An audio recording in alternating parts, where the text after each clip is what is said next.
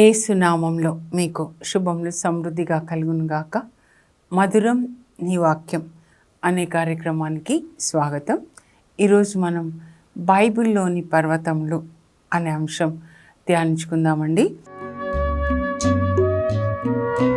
మధురం మధురం నీ వాక్యం, నా త్రోవకు దీపం నీ వాక్యం. ఇజ్రాయెల్ దేశానికి వెళ్ళినప్పుడు చుట్టూ కూడా కొండలు ఉంటాయండి. వైజాగ్లో ఎట్లా ఉంటాయి చూడండి.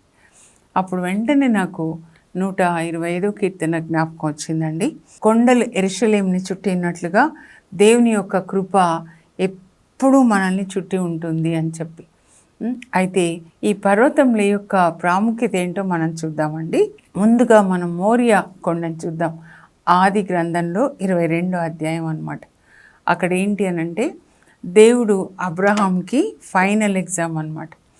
అన్ని పరీక్షలు నెగ్గుతాడండి అబ్రహాం. ఆదికాండం 12 నుంచి మీరు చూస్తే, నీ పుట్టింటిని విడిచిపెట్టు, బంధువులు చుట్టుపక్కలు అంతా విడిచిపెట్టి నేను చూపించిన దేశానికి వస్తే నేను ఆశీర్వదిస్తాను, నీ పేరు గొప్పగా చేస్తాను, నీ ద్వారా భూలోకంలో వంశంలో అన్నీ కూడా ఆశీర్వదించబడతాయి.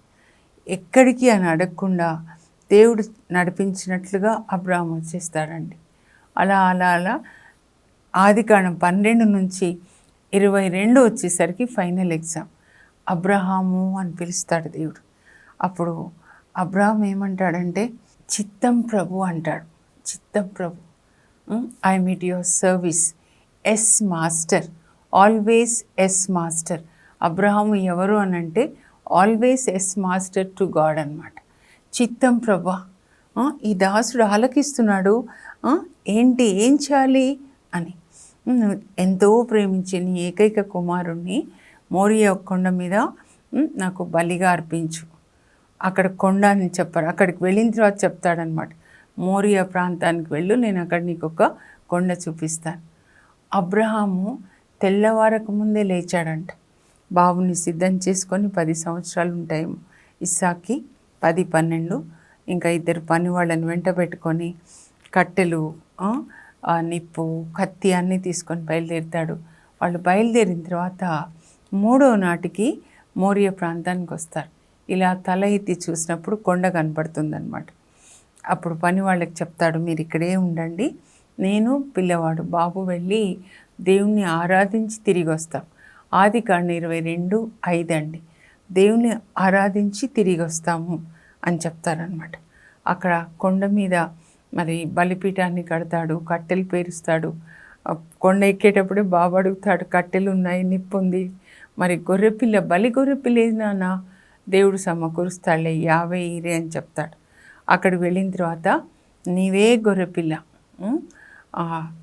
ఇస్సాకు కాళ్ళు చేతులు కట్టేసి బలిపీఠం మీద పడుకోబెట్టి కత్తి ఎత్తుతాడనమాట. అప్పుడు దేవుడు చెప్తాడు, వద్దయ్యా వద్దు, నీవు నీ ఏకైక కుమారుని నాకు సమర్పించడానికి వెనుకంజ వేయలేదు కాబట్టి నీవు దైవభీతి కలవాడవని ఇప్పుడు నేను తెలుసుకున్నానని చెప్పి నేను ఎక్కువగా ఆశీర్వదిస్తాను. నీ సంతతి శత్రు నగరాల్ని వశం చేసుకుంటుంది, నీ సంతతి ఆకాశంలో నక్షత్రాలాగా చేస్తా, భూలోకంలో వంశాలన్నీ కూడా నీ సంతతి ద్వారా ఆశీర్వదించబడతాయి.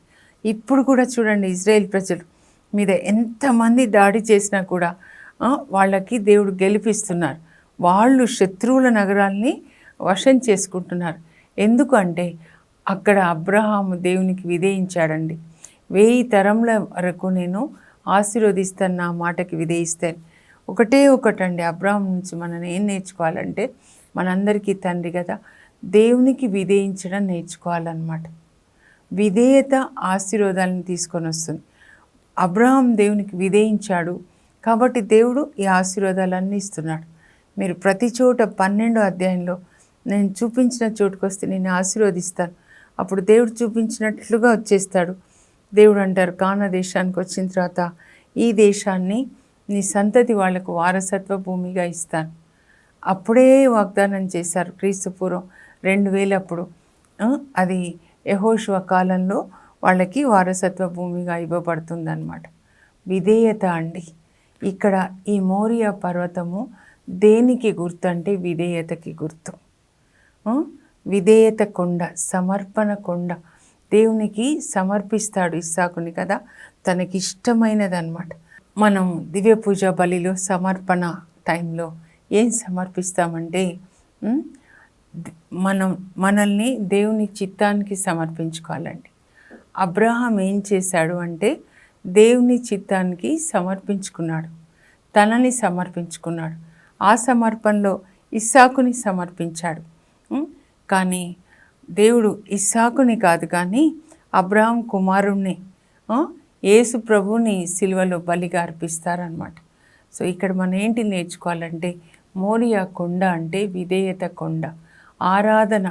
దేవుణ్ణి ఆరాధించడం అంటే ఆయన మాటకు విధేయత చూపించడం అండి.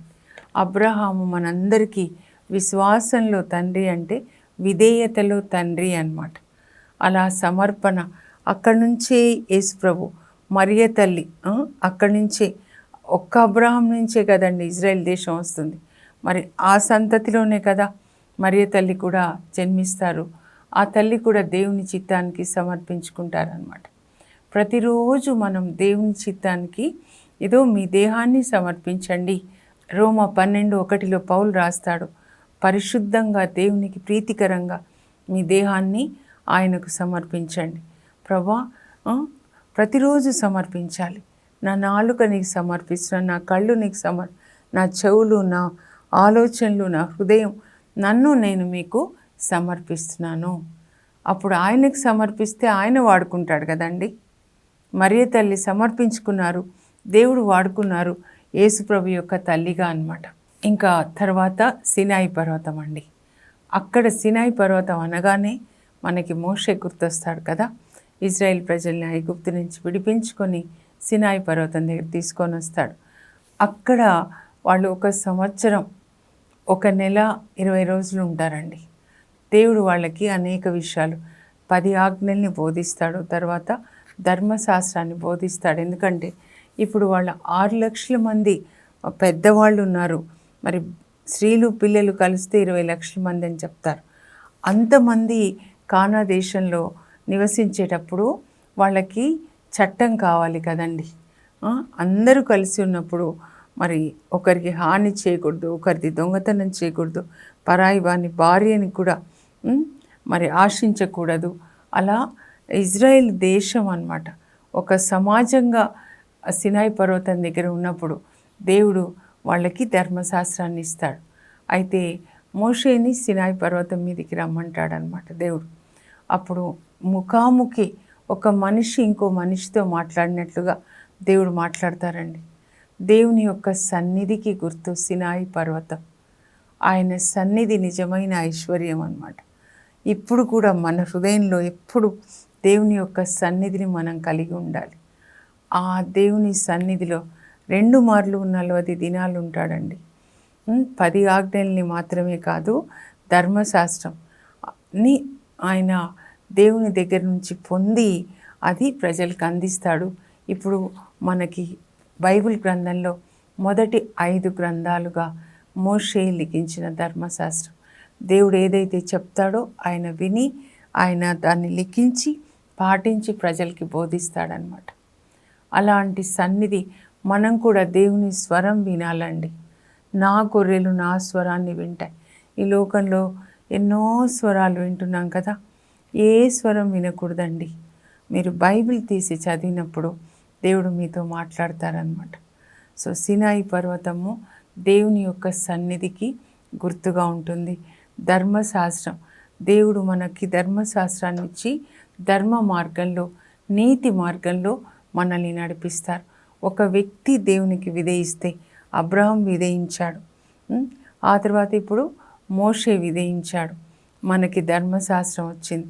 అందరినీ కూడా ఇజ్రాయేల్ ప్రజల్ని కానా దేశానికి నడిపిస్తాడు. కానా దేశం అంటే ఇప్పుడు మనకి పరలోకం అన్నమాట. అలా మనం దేవునికి విధేయించాలి.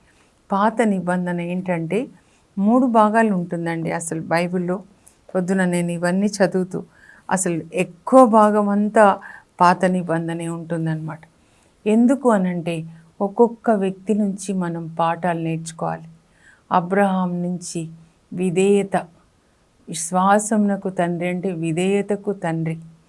దేవుడు మన నుంచి కోరుకునేది విధేయతనే. బైబిల్ అంతా ఒకే మాట అండి. Obedience brings blessings. మీరు దేవుని ఆజ్ఞలు పాటించండి, అప్పుడు ఆశీర్వాదాలు వస్తాయి. అంతేగాని ఆశీర్వాదాలు బ్లెస్సింగ్స్ వాగ్దానాలను పోస్ట్ చేస్తూ ఉంటారు సెల్లో. అవన్నీ ఆపేసి బైబిల్ చదివి దేవునికి విధేయత చూపించండి. సో సినాయి పర్వతము మరి దేవుని యొక్క సన్నిధికి గుర్తు. దేవుని సన్నిధిలో మోషే గడిపినట్లుగా మనం కూడా దేవుని సన్నిధిలో గడపాలి. ప్రతిరోజు మనకి దేవుడు ధర్మ మార్గాన్ని బోధిస్తారండి, నీతి మార్గాన్ని బోధిస్తారు. ఆయన బోధించిన నీతి మార్గంలో మనం కూడా వాళ్ళు కానా దేశంలో ఎలా ప్రవేశించారో పరలోకంలో ప్రవేశించడానికి ఇది మనకి ఒక GPS లాగా అన్నమాట. ఆ తర్వాత కార్మేల్ కొండ అనగానే మనకెవరు గుర్తు రావాలి అంటే ఏలియా అండి. అక్కడ సవాలు కొండ అంటారనమాట దీన్ని. అక్కడ కార్మేల్ కొండ మీద ఏలియా బాలు ప్రవక్తలు 450 మందిని ఆయన సవాల్ చేస్తాడండి.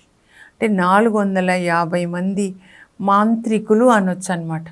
సాతాన్ యొక్క మంత్ర శక్తుల్ని కలిగి ఉంటారు. ఇజ్రాయెల్ దేశం ఈ సమయంలో అహాబు రాజు పరిపాలించేటప్పుడు ఎలా ఉంటుందంటే ఆయన భార్య జెజబెలు సీదోను రాకుమార్తె అనమాట. చాలా అందంగా ఉండుంటుంది, అందుకని ఆమెను చేసుకున్నాడు. ఇజ్రాయేల్ ప్రజలే అందంగా ఉంటారండి, అబ్రాహాం పిల్లలు. ఇంకా ఆమెను చేసుకున్నాడంటే ఇప్పుడు లవ్ మ్యారేజెస్ అంటే ఇంకా బాహ్యాన్నే చూస్తారు కదండి, కానీ ఆమె లోపల ఏం స్పిరిట్ ఉందో తెలియట్లేదు. మనలో దేవుని ఆత్మ లేకపోతే అవతల వ్యక్తిలో ఏ ఆత్మ ఏ స్పిరిట్ పనిచేస్తుందో తెలియకుండా ఉంటే చాలా మోసపోయే మోసకాలం అండి ఇది. అవతల వ్యక్తి బాహ్యాన్ని చూసి మోసపోకూడదు. అలాగే అహాబు రాజు చేసుకుంటాడు అమ్మాయిని, సీదోను రాకుమార్తెని జెజబెల్. ఆమె వచ్చేటప్పుడు పుట్టింటి నుంచి వీళ్ళందరినీ తీసుకొని వస్తుంది అనమాట. 450 మంది బాలు ప్రవక్తలు, 400 మంది అషేరా ప్రవక్తలు. వీళ్ళేమో వానదేవుడు బాలుదేవుడు అవి కూడా తీసుకొని వస్తాయి విగ్రహాలు. అషేరా అంటే భూమాత అని చెప్పనమాట. అప్పుడు వర్షము భూమి పీల్చుకున్నప్పుడు పంట పండుతుంది అని వాళ్ళ విశ్వాసం. తీసుకొని వస్తుందా ఇక్కడ ఇజ్రాయెల్ దేశంలో యాజకులందరినీ చంపించి ప్రజలంతా విగ్రహారాధనలో ఉన్నప్పుడు దేవుడు ఏలియా ద్వారా చెప్తారు, నువ్వు వెళ్ళి చెప్పు 3.5 సంవత్సరాలు వాన కానీ మంచు కానీ కురియదని, ఆకలైనప్పుడు నా వైపు తిరుగుతారని. అలాగే చెప్తాడండి. దేవుడు చెప్పిందంతా చెప్తాడు, తన సొంతగా ఏమీ చెప్పడు ఏలియా. చివరికి 3.5 సంవత్సరాల తర్వాత దేవుడే అనుకుంటారు, అయ్యో నా బిడ్డల ఆకలితో ఉన్నారు, పోన్లే వాళ్ళకి మళ్ళీ కడుపు నిండా అన్నం పెట్టాలి అని. అప్పుడు ఏలియా అహాబు రాజుకి చెప్తాడనమాట. ఎందుకంటే అహాబు రాజు అంటాడు, నువ్వు ఒక పీడ పట్టింది, నువ్వు ఒక పీడ ఇజ్రాయెల్ దేశానికి, you are a trouble maker అని అంటాడనమాట. 3.5 సంవత్సరాల తర్వాత ఏలియాని చూసి అహాబు రాజు, నేను కాదు పీడ, నువ్వే పీడ, నేను చూపిస్తా, నిరూపిస్తా, రేపు కార్మెల్ కొండ మీద ఇజ్రాయెల్ ప్రజల్ని తీసుకొని రండి. అలాగే జెజబెల్ మహారాణి పోషిస్తున్న 450 మంది బాలు ప్రవక్తలు, 400 మంది అషేరా ప్రవక్తలను తీసుకొని రండి. కానీ వీళ్ళ అషేరా వాళ్ళు రారండి, ప్రవక్తలు బాలు ప్రవక్తలు వస్తారనమాట, 450 మంది. అప్పుడు ఏలియా ప్రజలందరి ముందు, రాజు ఉంటాడు కార్మెల్ కొండ మీద, ఇజ్రాయెల్ ప్రజలు ఉంటారు, ప్రజలతో చెప్తాడు, ముందు మీరు ఎంతకాలం ఇద్దరు దేవుళ్ళని ఆరాధిస్తారు? యావే దేవుడైతే ఆయనను ఆరాధించండి, బాలు దేవుడైతే ఆయనను ఆరాధించండి. ఇటు అటు ఎందుకు? లోకం కావాలి, దేవుడు కావాలి, ధనం కావాలి, దైవం కావాలి, అలా కాదు. రెండు దేవుళ్ళు ఉండరు. 2 gods cannot live in 1 heart. అప్పుడైతే బాలు అనుకోండి, ఇప్పుడైతే ధనం అన్నమాట. ధనము దైవం ఇద్దరు ఉండరు, ఒక్కరే. ఇటైతే ఇటు ఉండండి, అటైతే అటు ఉండండి అని చెప్పి వాళ్ళకి చెప్తాడు బాలు ప్రవక్తలకి. మీరు బలిపీఠం మీద ఎద్దుని కోసి బలి నుంచి మీ దేవుణ్ణి ప్రార్థన చేయండి అగ్నిని పంపించమని. మీరు అగ్ని ముట్టించద్దు, ఎవరు అగ్ని పంపిస్తే ఆయనే దేవుడు అని వాళ్ళు ప్రార్థిస్తే ఏమీ జరగదు. అప్పుడు ఏలియా ప్రార్థిస్తాడనమాట, ప్రభా అగ్నిని పంపించి బలిని దహించి వేయండి. అప్పుడు ఇజ్రాయేల్ ప్రజలు మీరు దేవుడని నేను మీ సేవకుడని వీళ్ళు తెలుసుకుంటారు. నేను ఏది చేసినా మీరు చెప్పిందే చేస్తున్నాను.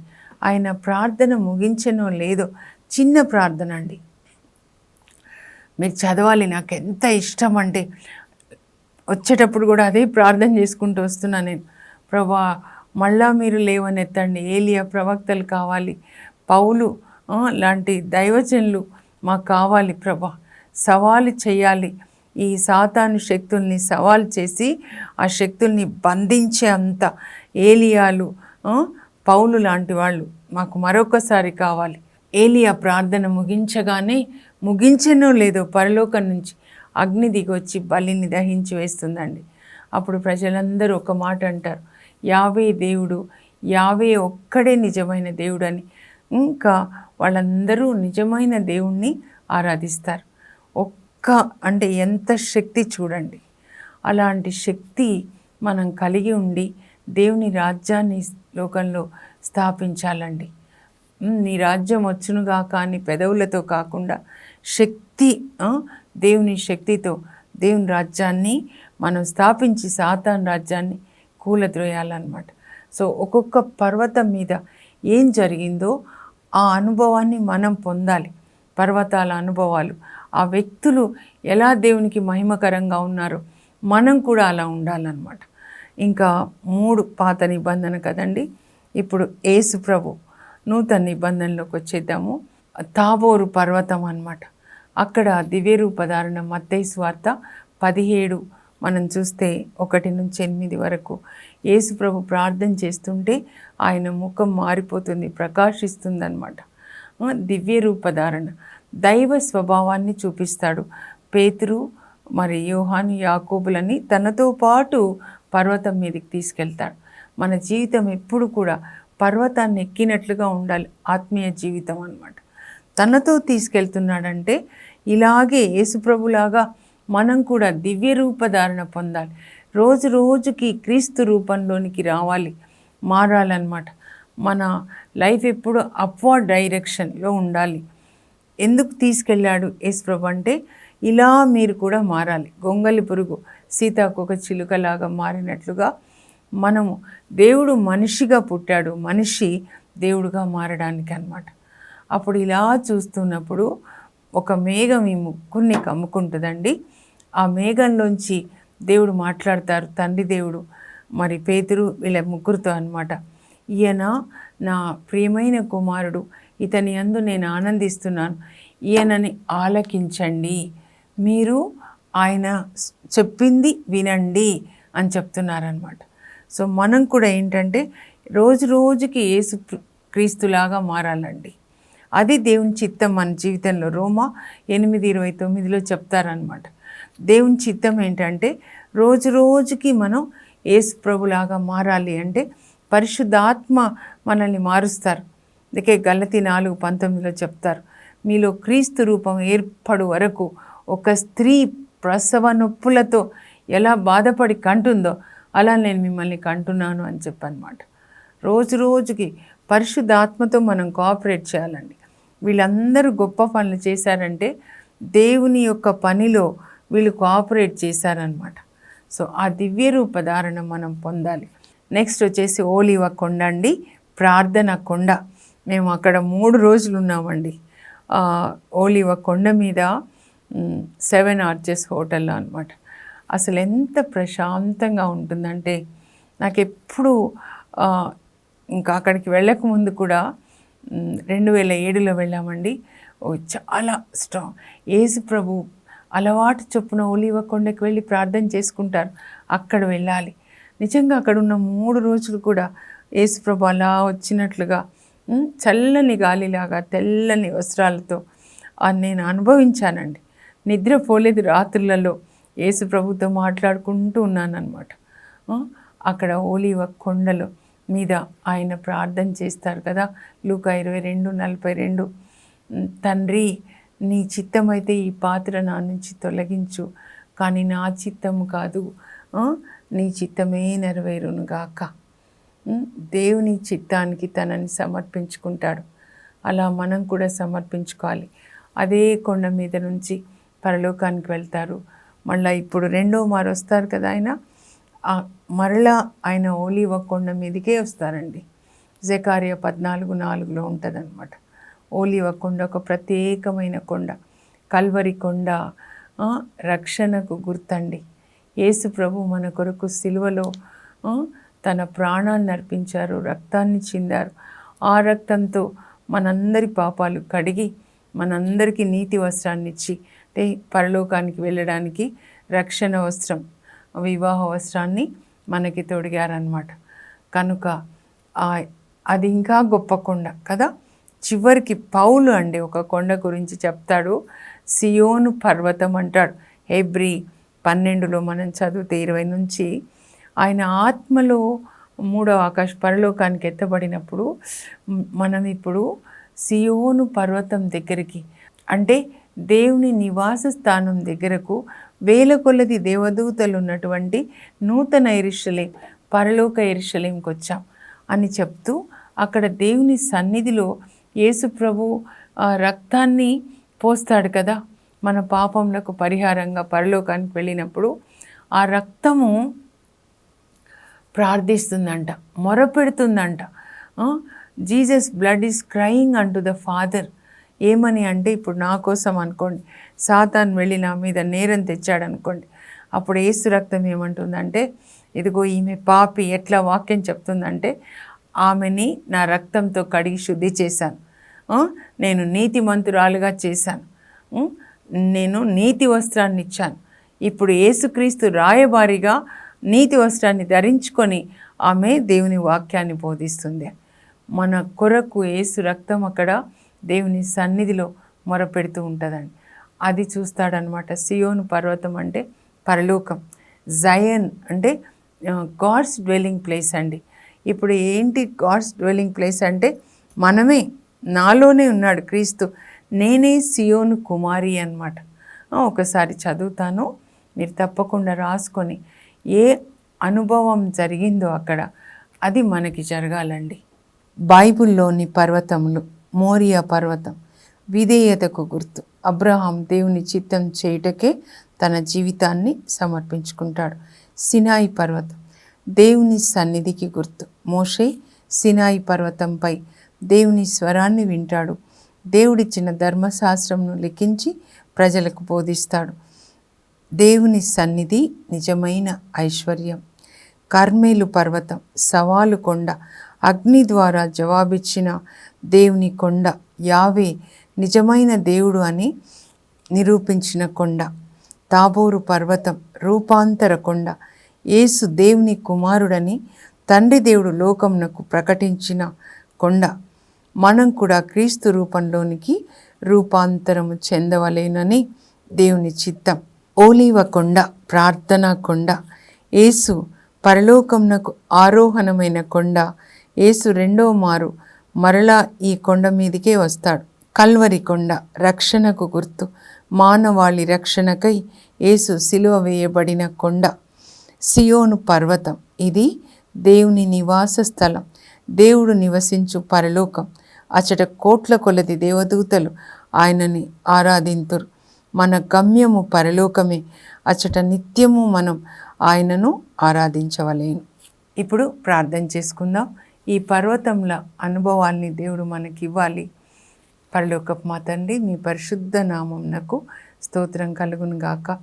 ఎలా అబ్రహాం విధేయించాడు ప్రభా, మీ మాటకి సమర్పించాడు తన కొడుకుని తండ్రి, అలాగే మేము కూడా విధేయించాలి. మోషే మీ సన్నిధిలో మీ స్వరాన్ని విన్నాడు, మీరు చెప్పిందంతా చేశాడు ప్రభా. మేము కూడా ప్రతిరోజు మీ స్వరాన్ని వినాలి. బైబిల్ చదువుతున్నప్పుడు, మీరు మాతో మాట్లాడినప్పుడు మేము విధేయించడానికి కృప దయచేయండి. ఎలా కార్మేలు కొండ మీద ఏలియా అంధకార శక్తులని సవాలు చేసి వాటిని బంధించి ప్రజలకి విడుదలనిచ్చి మీ వైపు తిప్పాడో, అలాంటి అగ్ని అభిషేకం మాకు దయచేయండి ప్రభా. తాబోరు పర్వతం మీద యేసు ప్రభు దివ్య రూపధారణ పొందినట్లుగా మేము కూడా యేసుక్రీస్తు రూపంలోనికి మారడానికి పరిశుద్ధ ఆత్మదేవ మాకు సహాయం చేయండి. ఓలీవ కొండపై యేసు ప్రభు ఎలా ప్రార్థించాడో, దేవుని చిత్తానికి సమర్పించుకున్నాడో ఆ కృప మాకు కూడా దయచేయండి. ఎల్లప్పుడూ మేము ప్రార్థించేటట్లుగా, అనగా దేవుని యొక్క వాక్యాన్ని చదివి విధించే కృపని మాకు దయచేయండి. కల్వరి కొండపై యేసయ్య మీరు మా కొరకు రక్తం చిందారు. కుడి ప్రక్క దొంగవాడు ఎలా పశ్చాత్తాపడ్డాడో మేము కూడా మా పాపాలని మీ సన్నిధిలో ఒప్పుకొని మీ రక్తంలో మేము కడగబడి నీతి వస్త్రాన్ని, రక్షణ వస్త్రాన్ని పొంది ప్రభా ఒకరోజు నాయనా పరలోకంలో మీ సన్నిధిలో ఉండాలి. ఇప్పుడు కూడా మా హృదయంలో మీ సన్నిధి ఉండాలి. సియోను పర్వతం అంటే పరలోకం, మీరు నివసించే నివాస స్థలం ప్రభా. ఇప్పుడైతే మా హృదయమే సియోను పర్వతం, మీరు నివసించే స్థలం. యెహోవా యావే షమ్మా, గాడ్స్ డ్వెల్లింగ్ ప్లేస్. మా హృదయంలో నివసించండి పరలోక తండ్రి. యేసు ప్రభా పరిశుద్ధాత్మదేవ, మా హృదయం త్రియేక దేవుని ఆలయంగా ఉండి ఎల్లప్పుడూ మీ యొక్క వాక్యంతో, మీ ఆత్మతో నడిపించబడి మీ చిత్తం చేసే కృప మా అందరికీ దయచేయండి. ఈ పర్వతంల అనుభవం, ఆయా వ్యక్తులు ఏ అనుభవాన్ని పొందారో ఆ అనుభవాన్ని మా అందరికీ దయచేయండి. యేసు నామంలో అడుగుచున్నాం తండ్రి, ఆమేన్. ఈ వ్యక్తులు ఏ అనుభవాన్ని పొందారో ఆ పర్వతాల మీద ఆ అనుభవం మనందరికీ దేవుడు దయచేయను గాక. God bless you. Have a blessed day.